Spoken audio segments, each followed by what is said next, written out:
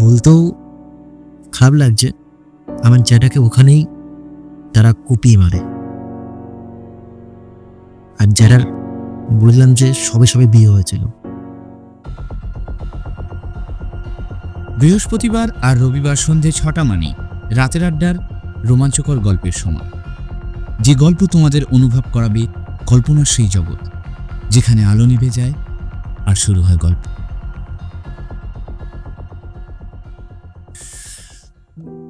নমস্কার, শুভ সন্ধ্যা সবাইকে। আমি আছি তোমাদের সাথে রিকু। বন্ধুরা, আজকে আমি যে গল্পটা তোমাদের বলবো সেই গল্পটা আমাদেরই পরিবারের সাথে হয়। এই গল্পটা হচ্ছে আমার বাবার একদম ছোটবেলার গল্প। আমাদের আদি বাড়ি ছিল হচ্ছে বাংলাদেশে, সেইখানে এই গল্পটা হয়, মানে এই ঘটনাটা হয়। আমি পরে বাবার মুখ থেকে শুনি।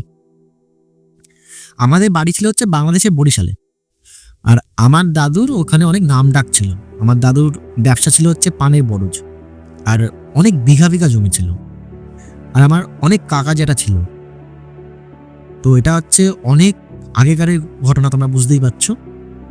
তো এমনটা কি হয়, আমার যে বড় কাকা মানে যে জ্যাঠা, সে ওইখানে ভালো লেখাপড়া খুব ভালো ছিল, আর তাকেও খুব সবাই লোকে বলে না যে মান্যিগুণ্যি করে চলতো। আর আমার দাদুকেও সবাই মান্যিগুণ্যি করে চলতো। এক কথায় বলতে পারো আমরা হচ্ছে অ্যাকচুয়ালি দাস, টাইটেল দাস। ওইখানে দাস পরিবার বলতে সবাই একবারে চেনে, আর সবাই আমার দাদু আমার জ্যাঠা কাকাকে খুব শ্রদ্ধা করতো, ভালোবাসতো, সম্মান দিত। তো ওইখানে একবার ভোটের ঠিক বলতে পারো অনেক মাস আগে আমার জ্যাঠার কাছে একটা লোক আসে।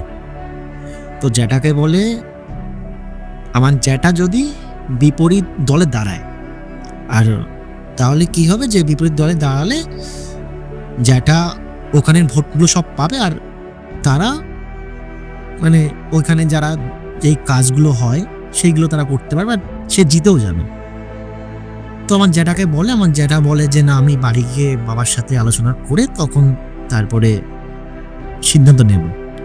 তো আমার জ্যাঠা বাড়ি আসে, বাড়ি এসে আমার দাদুর সাথে কথা বলে, আলোচনা করে। তখন দাদু বলে ঠিক আছে, দাঁড়া কি আছে, কোনো ব্যাপার না, সবাই যখন চাইছে দাঁড়িয়ে যা। তো আমার দাদুর কথাতে জ্যাঠা দাঁড়ায়, আর এই দেখবা ভোটের আগে নথিপত্র জমা দিতে হয়, সেই নথিপত্রটা জমা দিয়ে এসছে। এবার যে বিপরীত দলে ছিল সেই লোকটা খুব একটা সুবিধার লোক ছিল না। ও যখন জানতে পারে যে দাস পরিবারের থেকে একটা লোক দাঁড়িয়েছে, ও খবর নেয় যে কে দাঁড়িয়েছে, আর ওই পরিবারে বড় ছেলেই দাঁড়িয়েছে, মানে আমাদের পরিবারে উনি হচ্ছে সব থেকে বড় ছিল, উনি দাঁড়িয়েছিল। তো একদিন জ্যাঠা কাজ করে বাড়ি আসছে। আমার জ্যাঠা তখন কাজ করতো বলতে ওই ব্যবসায় সামলাতো, আর ওই মাঠঘাট যেগুলো ছিল ওখানে সব দেখাশোনা করতো। তখন তার সামনে সে যখন বাড়ি আসে, তার সামনে একটা লোক আসে। এবার লোক এসে বলে আপনি কার সামনে দাঁড়িয়েছেন আপনি কি জানেন? তো আমার জ্যাঠা বলে কেন, আমার জেনে কি লাভ? তখন বলছে না, আপনি জানলে খুব ভালো হতো যে কার সামনে আপনি দাঁড়িয়েছেন, কার আপনার বিপক্ষ কে আছে। তখন জ্যাঠা বলছে না, আমি তো নাম শুনেছি কিন্তু আমি চিনি না। তখন জ্যাঠাকে উনি বলছে যে আপনি এক কাজ করুন, আজকেই আপনি নথিপত্রটা তুলে নিন, নাহলে কিন্তু হিতে বিপরীত হতে পারে। তখন জ্যাঠা একটু মানে রেগে গিয়ে বলে যে তো আপনার কি, তো আপনি আমাকে এইসব কেন বলছেন? তখন ওই লোকটা জ্যাঠাকে বলেছে এই কথাটা পরে আপনি জানতে পারবেন, ভালোই ভালোই বলছি, তুলে নিন। তো বলে লোকটা চলে যায়। জ্যাঠা বাড়ি আসে, বাড়ি এসে দাদুকে বলে যে জানো আজকে একটা লোকের সাথে দেখা হয়েছে, আমাকে এই বলছে। তো দাদু বলছে শোন, ভোটে দাঁড়াতে গেলে অনেক কিছু আসবে সামনে, অনেক পাহাড় আসবে, অনেক পর্বত আসে, সেইগুলোকে মাথায় না রেখে সামনের দিকে এগোতে হবে। প্রায় এর মানে ভোট যত এগাচ্ছে তখন মানে ভোট আর 6 মাস বাকি। যেই লোকটা যেটার বিপক্ষে দাঁড়িয়েছিল সেই লোকটা একদিন বাড়িতে আসে। বাড়িতে এসে জ্যাঠাকে বলে যে তুই আমাকে চিনিস, আমি কে? তখন জ্যাঠা বলছে হ্যাঁ আপনি তো আমার বিপক্ষ দল, মানে আপনার বিপক্ষই আমি দাঁড়িয়েছি। আমি বলছি শোন, যদি বাঁচতে চাস তাহলে আজকের মধ্যেই নথিপত্রটা তুলে নে, তোকে আমি বারবার লোক পাঠাচ্ছিলাম তোর বাড়িতে, তুই কোনো কথা শুনছিস না। তখন জ্যাঠা ওনাকে বলে যে আপনি আমার বাড়ির সামনে দাঁড়িয়ে আমাকেই আপনি হুমকি দিচ্ছেন, আপনি জানেন এখন আমি আপনার কি অবস্থা করতে পারি। তখন তার আর জ্যাঠার সাথে একটা ধস্তাধস্তি হয়, একটা কথা কাটাকাটি হয়। গ্রামের লোকরা আসে, এসে সেটাকে মেটায়। আর যেই লোকটা এসেছিল সে বলছে আমি দেখে নেব, এর আমি শেষ দেখে ছাড়ব। তো এরকম বলে লোকটা চলে যায়। প্রায় তার 4 থেকে 5 দিন পরে আমাদের একটা কথা বলে রাখি, মানে আমাদের বাড়ি ছিল হচ্ছে একচালার বাড়ি। একচালার বাড়ি বলতে কেমন বলতো, মাঝখানে উঠোন আর গোল করে চালা দিয়ে ওখানে সবাই থাকতো। আর আমাদের বাড়ির পিছনেই ছিল হচ্ছে নদী, বাংলাদেশের যে ইচ্ছামতি নদী, তার একটা কোনটা শাখা বা আমি ঠিক জানি না, নদী ছিল। আর নদীটার ডান দিকে আমাদের মানে ওই বাঁশঝাড় ছিল। আর তখনকার বাড়ি হচ্ছে টিনের বাড়ি, তখন তার ওই পাকা বাড়ি ছিল না।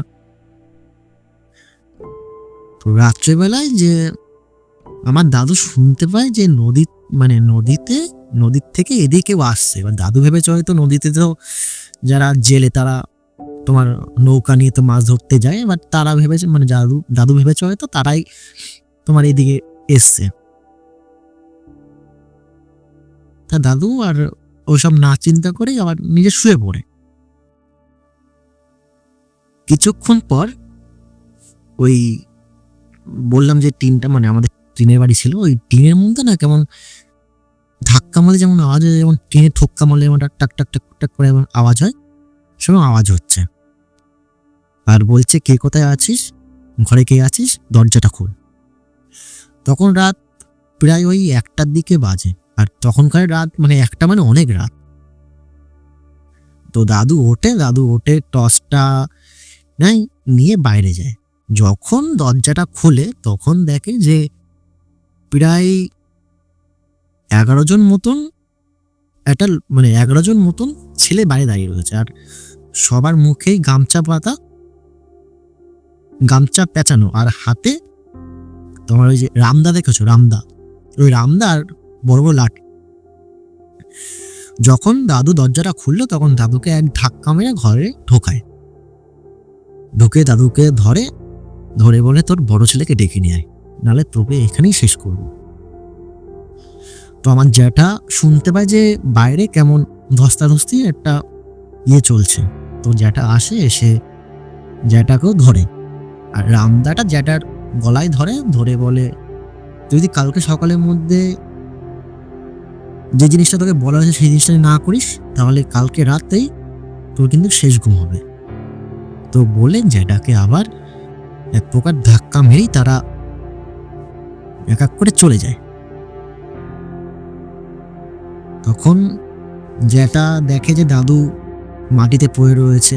এবার এখানে বাড়িতে মহিলাও ছিল, মানে আমার জ্যাঠা আমার রিসেন্ট বিয়েও করেছিল, তখন 1 বছর সবাই হয়েছিল, ঠাম্মাও ছিল, আর বাড়িতে অনেক বাচ্চা কাচ্চাও ছিল। আমার বাবা তারও উপর জন্য অনেক ছোট ছিল।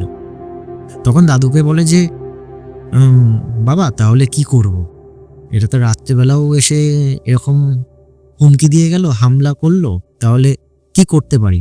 তখন আমার দাদু বলছে কোনো কিছু করতে হবে না, আমি কালকে সকালে দেখে নিচ্ছি, এখন ঘুমিয়ে পড়। তো তারা সেইভাবে সেদিন রাতে ঘুমিয়ে পড়ে। কালকে সকালে যখন ওঠে তখন পুরো পাড়ার লোককে আমাদের বাড়িতে আসতে বলে। আর সব পাড়ার লোক মানে আমাদের যেখানটা বাড়ি ছিল সেই জায়গাটার যত গ্রাম ছিল ওই গ্রামের সব লোকগুলো আমাদের বাড়িতে আসে। এসে তখন আমার দাদু আর জ্যাঠা তাদের সাথে কথা বলে তাদেরকে বলে যে কি আমাদের সাথে হয়েছে এই কদিন ধরে, কি তাদের সাথে হয়েছে। তো গ্রামের লোক তারা বলছে যে তোমাদের কোনো চিন্তা করতে হবে না, আমরা তোমাদের পাশে আছি। তো সেটা শুনে আমার জ্যাঠা, আমার দাদু তারা একটুখানি ভরসা পায়, এক প্রকার বলতে পারো যে বুকে জল পায়।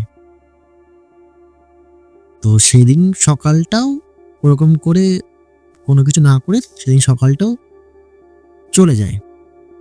আবার যখন তারা রাত্রেবেলায় শোয় তখন আবার ঠিক একই আওয়াজ দাদু শুনতে পায়। কি শুনতে পায়? যে ওই নৌকা, মানে জলের থেকে কেউ নৌকা করে আসছে, যেমন ওই নৌকা চালালে যেমন দাঁড় চালালে যেমন আওয়াজ হয় ওরকম আওয়াজ হচ্ছে। আর ওই এসে টিনের ওই তোমার দেয়ালে কেমন একটা টকটক করে আওয়াজ করছে। দাদু এবার বুঝতে পারে যে কারা এসছে। দাদু দরজাটা খোলে না। এবার তারা ভারী কিছু যে দরজাতে মারতে থাকে, এক প্রকার মারতে মারতে দরজাটা ভেঙে ফেলে। এবার তারা তাদের লোকদের বলছে কে কোথায় আছে তাদের খোঁজ। তখন দাদুকে দেখতে পায়, দাদুকে ধরে বলছে তোর খুব সাহস হয়েছে না? খুব সাহস হয়েছে, তোকে বললাম কালকে রাত্রেবেলা এসে। তখন জ্যাঠা ওই ঘরের থেকে বাইরে আসে, তখন জ্যাঠাকেও ধরে। আর সেই সময় তাদের কাছে রাইফেল টাইপের কিছু একটা জিনিস ছিল। তারা জ্যাঠাকে বলে যে কালকে রাত্রে আমি তোকে যা বলে গেছিলাম তুই সেটা করিসনি, এর ফল কিন্তু ভোগ করতেই হবে।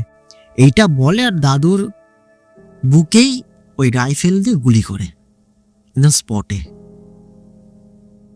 যেই গুলি করে, গুলির তো আওয়াজটা হয় আর পাড়ার লোকও না এক প্রকার শুনতে পায়। আর ওই শুনতে পেয়ে সবাই হই চেঁচাতে আমাদের বাড়ির দিকে আসে। যখন দাদুকে গুলি করে তখন ওরা শুনে যে অনেক লোকের আওয়াজ, যে তারা আসছে। এবার যে মেন ওখানে ছিল সে বলছে এই চ লোক আসছে, আমরা ফেসে যেতে পারি। তো তারা আবার 1 2 3 4 করে গুনে ওদের যতগুলো লোক ছিল তো তারা চলে গেছে। যখন পাড়ার লোক এসে দেখে যে আমার দাদু মাটিতে পড়ে রয়েছে, তার বুকের থেকে অজস্র রক্ত বেরোচ্ছে। আর সেই সময় তো তখনকার দিনে ওই ডাক্তার বলো বৈদ্যি বলো ওরকম আমাদের মতন এখন ওরকম সিস্টেম ছিল না। তো দাদু ওখানেই মারা যায়। আমি যখন এই জিনিসটা শুনি, মানে আমার বাবা যখন বলে, সত্যি কথা বলতে আমি দাদুকে কোনোদিন চোখে দেখিনি। আমি দাদুকেও দেখিনি, দিদাকেও দেখিনি। দিদা অ্যাকচুয়ালি না, ওই মানে ঠাম্মা। তো আমি দুজনকে কাউকেই চোখে দেখিনি। যাও, তো দাদু ওখানে মারা যায়। পরের দিন সকালে আমাদের ওই বাড়ির ওইখানে যতগুলো গ্রামের বাড়ি ছিল সব লোক সকালে আসে, জড়ো হয় দাদুর। আর ওইখানে বলতে পারো যে তখনকার দিনে পুলিশ প্রশাসন বলতে ওখানে খুব একটা ওইভাবে ছিল না। মানে যে অ্যাকচুয়ালি বিপরীত দলে দাঁড়িয়েছিল সেই বলতে পারো সবকিছু কন্ট্রোল করতো। এক প্রকার দাদুর শেষ কাজ বলতে পারো, যে শেষ কাজ যেটা হয় সেটা ওখানে সম্পূর্ণ দাদুকে দাও করা হয় সবকিছু। আর আমার এইদিকে আমার ঠাম্মা বলো, জ্যাঠার বউ বলো, জ্যাঠা বলো, আমার বাবা কাকা যা আছে সবাই তো এক প্রকার কান্নায় ভেঙে পড়ে। তখন যেটা ঠিক করে যে আমার জন্য আমার বাবা এইভাবে মৃত্যু হলো, আমি এই দিকে আর যাব না, আমি নথিপত্রটা তুলে নেব। যখন এটা ভাবে, পাড়ার একটা দেখবা যে মোড়ল হয়, ওই পাড়ার মানে প্রথম মোড়ল ছিল হচ্ছে আমার দাদুর কথা সবাই শুনে চলতো। এখন দাদুর অবর্তমানে দাদুর বয়সে একজন লোক ছিল, সেও আমার জ্যাঠা কাকাকে নিজের ছেলের মতন ভালোবাসত। তখন সেই লোকটা জ্যাঠাকে বলে যে দেখ, ভেঙে পড়িস না, জানি একটা বাজে ঘটনা ঘটে গেছে, আমরা সবাই তোর পাশে আছি, তুই দাঁড়া একবার, আমি জানি, আমরা সবাই জানি যে তুই দাঁড়ালে জিতলে এর শেষ আমি দেখে ছাড়বো।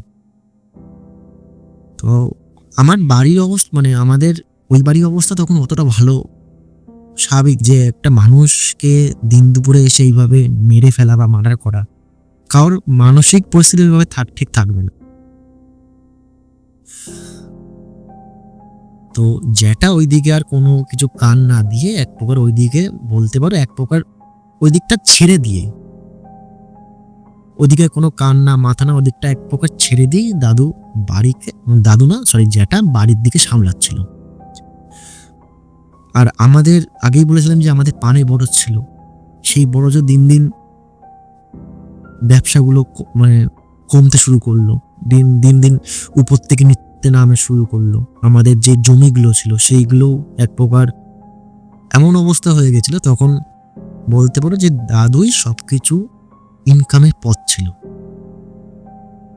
সে যখন নেই, তার ছেলেপুলেও মানে তার মানে আমার কাকা যেটা, তারাও সেই জিনিসগুলো সামলাতে পারছিল না।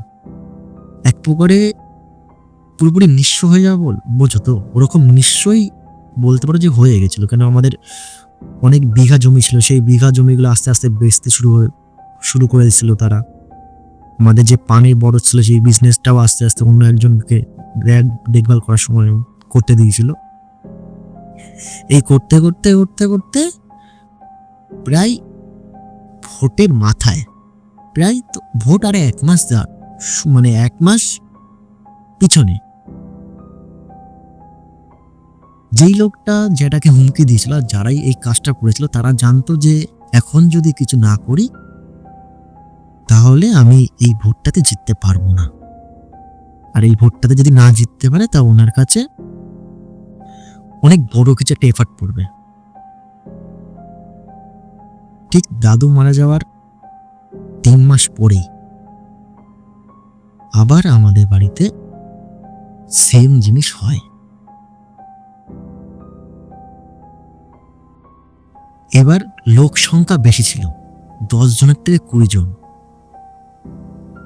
ওই নদীর থেকে অনেক বলতে পারো অনেক বড় নৌকা, অনেক বেশি নৌকা করে লোক এসে এবার কোনো ডাকাডাকি না, একেবারে বলতে পারো ওই টিনের দেয়াল ভেঙেই ঘরে ঢুকে যায়। ঘরে ঢুকে গিয়ে দাদু আমার জ্যাঠাকে ধরে। আর আমার বলতেও খারাপ লাগছে, আমার জ্যাঠাকে ওখানেই তারা কুপিয়ে মারে। আর জ্যাঠার বললাম যে সবে সবে বিয়ে হয়েছিল, তারা নৃশংসভাবে আমার জ্যাঠাকে কুপিয়ে মারে। আর জ্যাঠার নিচে যে ছিল তাকেও এক প্রকার ওখানে মেরে ফেলে।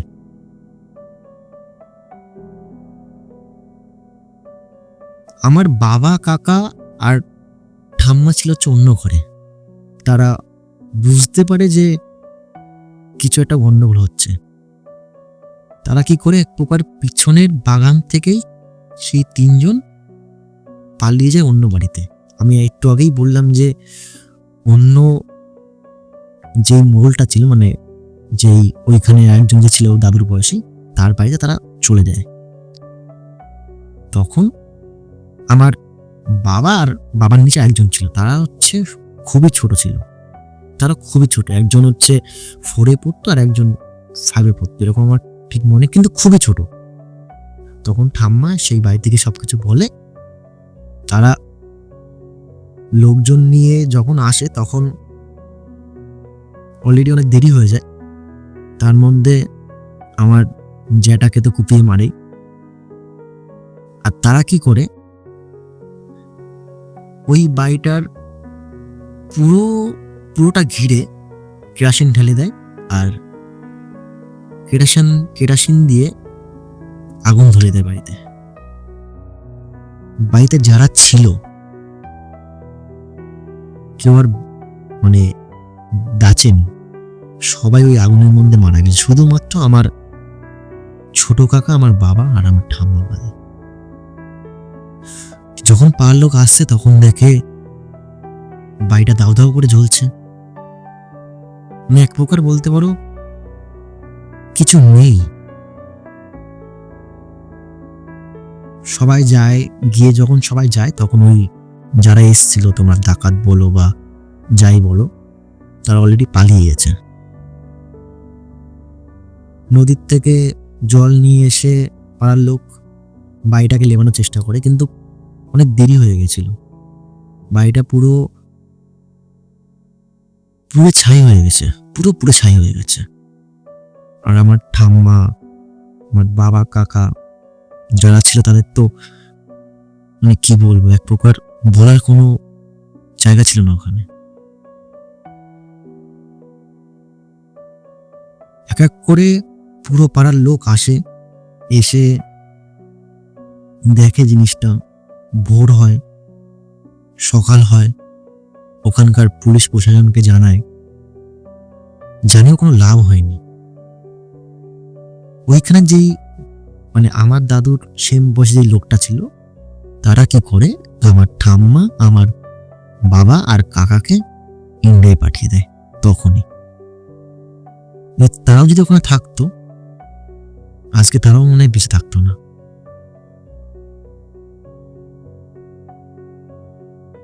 তো এই গল্পটা খুবই ছোট একটা গল্প, খুবই ছোট একটা গল্প। এই গল্পটা আমার ঠাম্মা আমার বাবাকে বলে, আমার বাবা আমাকে বলে। আর সত্যি কথা বলতে, বাবা যখন আমাকে গল্পটা বলছে, এটা তোমাদের সামনে শোনাচ্ছি, কিন্তু বিশ্বাস করো আমি আমার পরিবারের একটা লোককেও চোখে দেখিনি, মানে আমার নিজের বাড়ির একটা লোককেও চোখে দেখিনি। আমার দাদু কেমন ছিল, আমার জ্যাঠা কেমন ছিল, আমার কাকা কেমন ছিল, আমার বাড়িটা কেমন ছিল।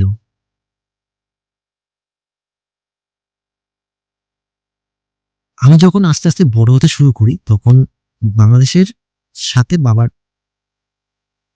তাদের মানে আমাদের বাড়ির পিছনে পাশে যারা থাকতো তাদের সাথে বাবার টুকটাক কথা হতো। তারা এসেছিল, এখানে টুকটাক কথা হতো। তো ওইখানে একটা কাকা আমাকে বলেছিল যে, ভাইপো তুমি একবার বাংলাদেশে আসো, তুমি দেখে যাও যে তোমার দাদুর কত সম্পত্তি ছিল, কত বড় জায়গা ছিল। তো আমি ওনাকে একটা কথা বলেছিলাম যে, আমি কেন যাব ওখানে, যেইখানে আমার পরিবারকে নৃশংসভাবে হত্যা বলো চাই বলো, যেটাই করা হয়েছে, আমি কেন যাব ওখানে। আর আমি গল্পটা যখন শুনি না, আমার কি বলবো, চোখের থেকে মানে আমার চোখের থেকে জল আমি ধরে রাখতে পারছিলাম না। তো আমার মনে হলো যে এই গল্পটা তোমাদেরকেও জানানোর দরকার, এবং আমি গল্পটার যতটুকুই যতটুকুই হোক সেই গল্প তোমাদের শোনালাম। তোমাদের যদি আজকে এই গল্পটা ভালো লেগে থাকে, তাহলে কমেন্ট করতে ভুলো না। আর যদি তোমাদের কাছেও এরকম কোনো গল্প থাকে, তাহলে আমাদের ইমেল করতে ভুলো না। দেখা হবে অন্য কোনো গল্পে। শুভরাত্রি।